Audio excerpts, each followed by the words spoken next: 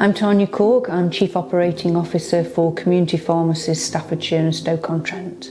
And that means I represent all the community pharmacies across that area. I've always been a very busy person, very active. On top of my work, I tend to do a lot of gym work. The flu jabs are available from September, October, depending on what the government say.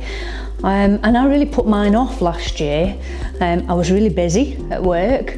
I've also got access to the dashboard that tells me how much flu or COVID is in the country and how many people are suffering. So I was keeping an eye on that dashboard and being very busy as well, thinking actually there isn't much flu in the UK at the moment, so I'll just hold off on my vaccine. And I had a trip booked to Barcelona around about the 5th of December with my niece. So we went off for 3 days in Barcelona, which is a very busy city. What I didn't realise and didn't investigate was when there was any flu in the city. It was then, actually, after a couple of days of being extremely tired when I came back, I then started having a chesty cough, that I started not to feel right at all. I felt like I couldn't breathe in. It was a burning pain all down my chest. And again, extremely tired, very weak. My muscles were very weak. I don't know how I got down the stairs. I could hardly speak to 111. My husband had to relay all the messages because I could hardly talk. They told me to go straight to A&E and not to wait, to go into A&E, tell them my name, and there would be a nurse waiting for me. So she did the triage. Went through all the symptoms with her, as I've just said, breathing, tiredness, aching muscles.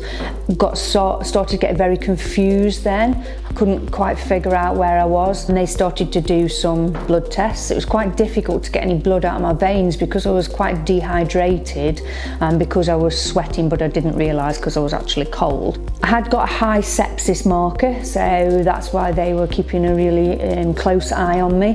So sepsis is, as most people know, is blood poisoning, but any infection that you can have in your body can cause sepsis. So after about 3 hours of being in A&E, suddenly they come running over and drew all the cubicle curtains around me and told me I'd got the flu virus. So they all started putting masks on. My husband had to put a mask on and gloves so I didn't get anybody else infected with the flu virus.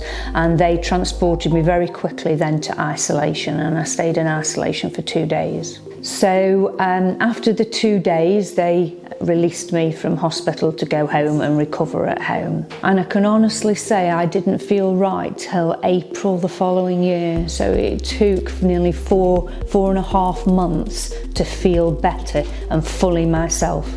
So during that four and a half months, I had continuous chest infections. I had 3 sets of antibiotics. And this is a person that I can't remember the last time I had any antibiotics at all. I'd feel like I'd recovered for a week or so, and then the flu would touch base again with me and knock me back down again. And I was on the Ventolin inhaler, a salbutamol inhaler, for up to April time. I really thought I was going to be on that inhaler for the rest of my life because my chest never felt right till just after April time. So my personal experience of flu now is it can make you really, really poorly. It can also open up lots of other things that make you very poorly as well, like the sepsis it could have been, the aches and pains, so I couldn't go to the gym for months because I just couldn't function.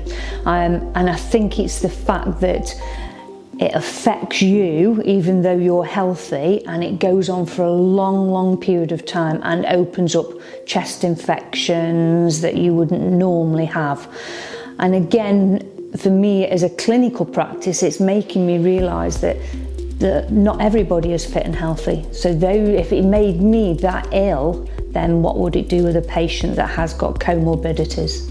So this year for the flu season, what I have done is I've gone and got my vaccine straight away. As soon as it was available to have, I have booked in and had my vaccine.